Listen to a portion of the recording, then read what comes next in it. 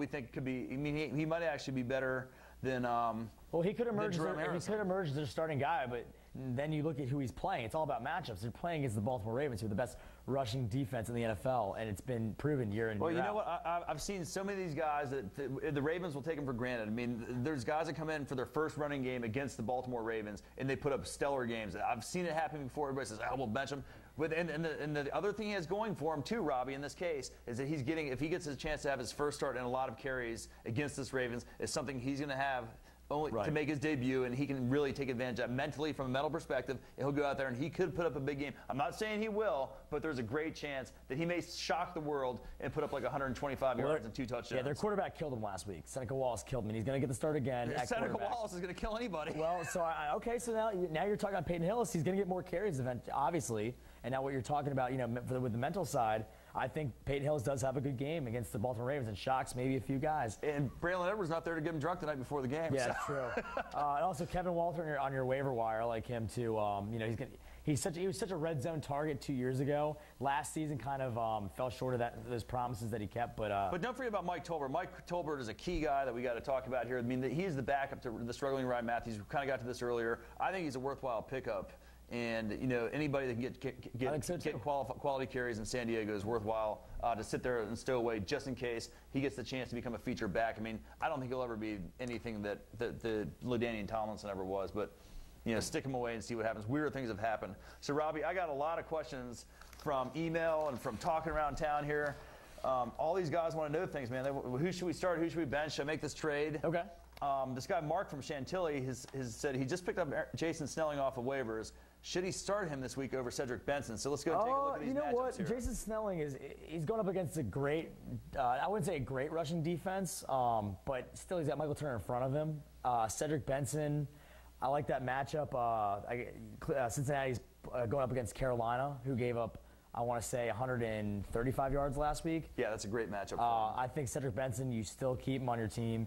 There's no reason for you to even consider starting Jason Snelling, at least not up until this point, until there's an injury to Michael Turner. He's still a backup running back, so yeah, I mean, not over Cedric Benson. I mean, the rest of his lineup, maybe could, depending on what some of the matchups are with his other running backs. Right. But over Cedric Benson in this one case, absolutely not. Okay, then we got Tom from Centerville. Centerville way out west here for you guys that are not exactly from the Northern Virginia area out there watching on our Facebook fan page. We have Michael Vick on this team, and he wants to know if he should start him this week. His other starter, okay, this is a tough one. His other starter is Jay Cutler. Okay, well, this is a tough one because Jay Cutler is, now the jury's out on Jay Cutler. Okay, now what do you do? It's not out on Michael Vick? Well, no, the jury's always been out on Michael Vick. He's always been he's led them to some playoff victories in Atlanta. But Jay Cutler's going up against the Green Bay Packers on Monday Night Football. Now we know what Jay Cutler is capable of doing. Will he, have that breakthrough game, or will he let us all down? I don't know. If Michael Vick can put up those kinds of numbers against Green Bay. Now Michael Vick is a more favorable matchup going up against the Jacksonville Jaguars, but it's in Jacksonville. It's a tough place to play. Jacksonville's 1-1. They beat Denver in Week 1, limited to Kyle Orton to only 180 yards passing. The Broncos really couldn't get the ball downfield, so it's going to be a little tougher for Michael Vick. Both these are going to be tough starts. I'd say start Michael Vick, only because of the rushing yards that he'll give you. If he can't do it with his arm, he'll do it with his feet. And he's definitely more likely to score a rushing touchdown, but I'm definitely going to take Cutler in that one, though, okay. for sure. Well, I'd say take Michael Vick. Yeah, so we'll just take you do whatever you want to there. This was Tom. You can flip your coin. I mean, do you believe Phil that's been on the show for 8 years, or Robbie that's been doing it for like the last 2? That's fine. Just kidding. Okay, so let's move on to Jim and Herndon. Okay, Jim and Herndon has the same problem you have. He's got Javid Best. Okay, so now that he's had some success with Javid Best on his team, he wants to know if now is the time, like while his stock is really hot, should he trade him? His buddy in his league had Ryan Grant, so he had some injury problems there, obviously, and is in desperate need for a running back. This guy has on his team a couple of guys that Jim is interested in here are Chad Ochocinco and Greg Jennings. Should he make a trade Javid Best for one of those guys? I think you. I like Chad Johnson. He's got 230 yards receiving so far on the year. Both those guys, Greg Jennings and Chad Johnson, are 2 top-flight wide receivers. If you drafted Javid Best in like the 4th or 5th round, you're getting a guy that you could have drafted in the 2nd or 3rd round. So why not go after one of those key guys? Especially, I don't know what kind of depth he has at running back, but I'd assume that he has a really good running back and maybe 2 backups, because we've been preaching that all along. Hopefully our viewers out there listen to us. Yeah, we still need like scoring systems and stuff like that. But I think you go after one of those two guys because those guys have great quarterbacks. They play. Cincinnati's going up against Carolina Panthers this weekend. Green Bay's going up against Chicago, but Green Bay always seems to get it done through the air. So I think you do. I think you pull the trigger on that. Okay, and real quickly before we break for the weather here, Robbie, we got it. This guy wants to know about Ray Rice. This guy did not listen to us, obviously, watching our show, and he drafted a guy like Ray Rice. He probably spent a 4th pick overall in his draft on Ray Rice. So now, shocker, Nick is disappointed that Ray Rice is sucking like we knew he would, like at least I knew he would, and he has LaShawn McCoy and Darren McFadden on his bench. So is it time now to give up on Ray Rice and start a McCoy and a McFadden? You know what? I'm not a big advocate of the week 1, week 2 performances. I like to stretch it out and see how guys usually do. But I think that Darren McFadden, breakout season. So far so good. Javin Best. LaShawn McCoy is playing real well for Philadelphia. I mean, he's so shifty.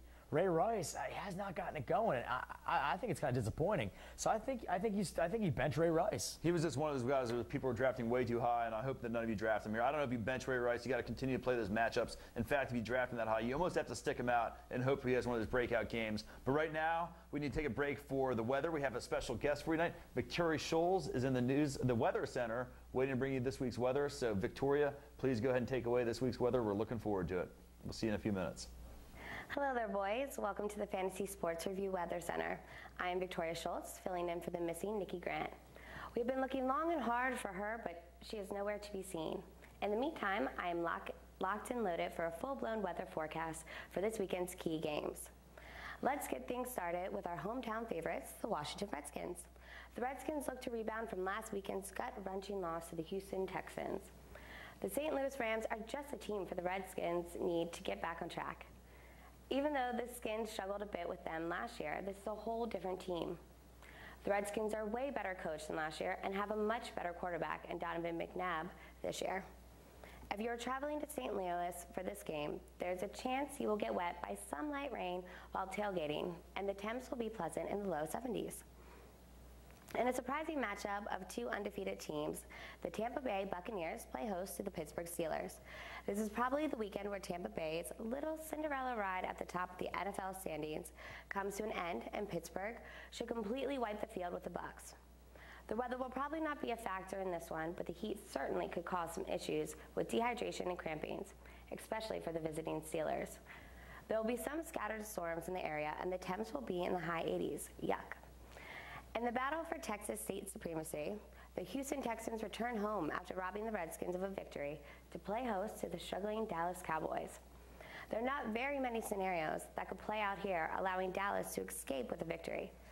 So unless something really bizarre occurs, Dallas will tumble to 0-3, and Houston will remain perfect with a win here. The temps in Houston will be hot with a chance of some daytime thunder showers. For the Sunday night football contest, we have a big AFC East matchup featuring the Miami Dolphins hosting the New York Jets. South Beach is really the last place in the world that Braylon Edwards needed to go after his recent run-in with the law enforcement and DWI arrest. The only question pertaining to this game is, what bar will Braylon be watching the game at? We have the same old weather story here, some pretty high temps in the 80s and a chance of thunderstorms. Totally typical at this time of year in Florida, but at least no hurricanes heading this way. Lastly, we have the fantastic Monday Night Football matchup between the Chicago Bears and the Green Bay Packers. Both teams are undefeated, so there's a great meaning in the contest even though it's so early in the season, and we will have the opportunity to see just how good these Bears really are. Chicago is perfect for football weather this time of year, as it will be for Phil's Chicago Marathon in a couple of weeks.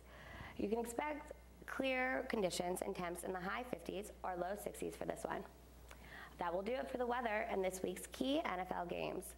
Thank you for joining me here in the Fantasy Sports Review Weather Center. I am Victoria Schultz reporting. Now back to Phil in the studio. Hey, thanks a lot, Victoria, for coming out and doing that weather and sitting in for Nikki Grant on her 10th day in a row off, or whatever it's been now. Her 100th day in a row off, it seems like. But yeah, Victoria, great job with that weather tonight. Thank you so much for doing that. Victoria came to us compliments of Amanda. Amanda does the news. I mean, those two are quite the dynamic duo. I'd also like to take a second here to thank Steve Mullen, our awesome director. He also has a show here on FPA called Sports Scope.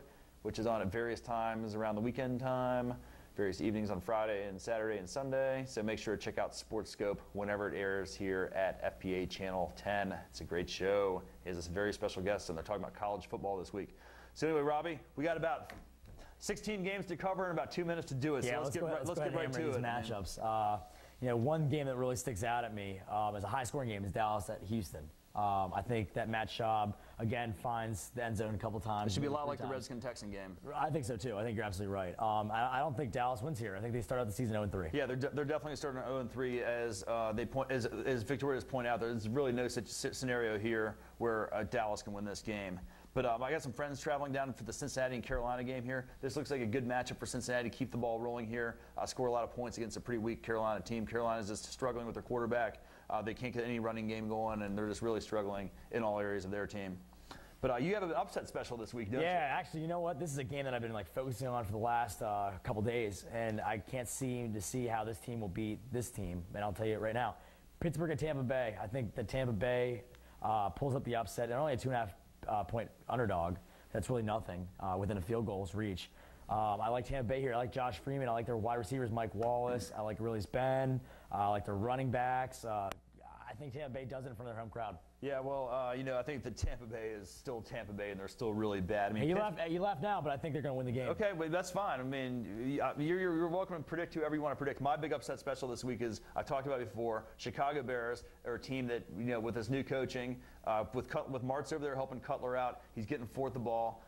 They're creating a lot of opportunities. I think that if Michael Vick can pass for 250, 275 yards like he did against the Green Bay Packers in only 3 quarters, then Jay Cutler can come in there and blow it up as well. Yeah, I'm going to agree with you on this one, too. I like Chicago Bears. I think their offense keeps rolling at Green Bay. They're going into Chicago on Monday Night Football. That's so hard to win in Soldier Field. I think Aaron Rodgers succumbs to that defense of the Chicago Bears, who's been playing extremely, extremely well right now.